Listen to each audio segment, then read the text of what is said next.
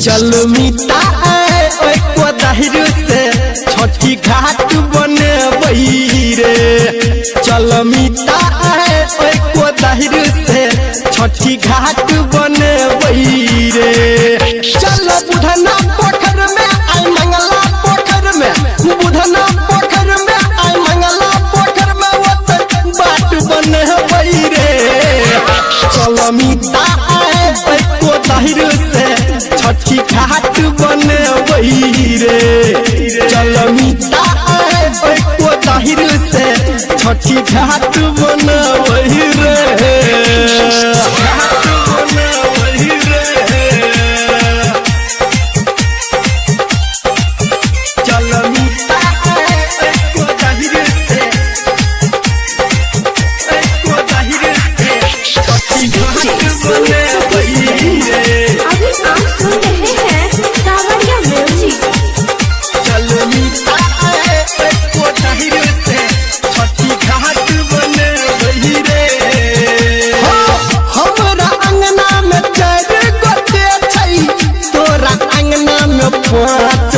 मिता तोरा अंगना में पाँच रे। हो मोर भौजी चदा पे अपना नोचते सुन नाच रे। मिता नोचते सुन नाच रे, नोचते सुन नाच रे। हमरा अंगना में चार गोटे छै, तोरा अंगना में पाँच रे। हो मोर भौजी चदा नोचते मिता नाच रे। चल गंगवा पोखर पे आई मंगला पोखर पे, गंगवा पोखर पे आई मोहना पोखर पे बाट बने रे। चल मिता को दहिर से छठी घाट बने रे। चल मिता को दहिर से छठी घाट बने रे। घाट बने रे।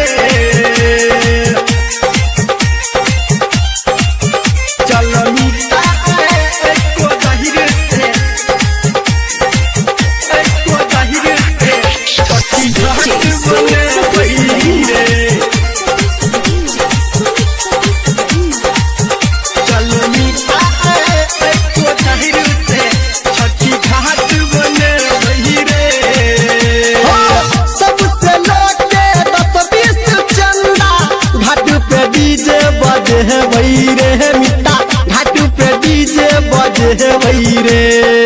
भूख चुकिया हम लाइट लगा के पूरे रास्ता सजे रे। मिता पूरे रास्ता सजे रे, पूरे रास्ता सजे रे।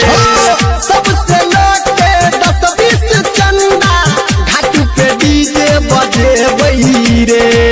भूख चुकिया हम लाइट लगा के पूरे रास्ता सजे रे। घर में नरा पोखर पे, निर्मलिया पोखर पे, गोतमा पोखर पे, सोनदैया पोखर पे बाट बने रे। चल मिता को दहिर से छठी घाट बने रे।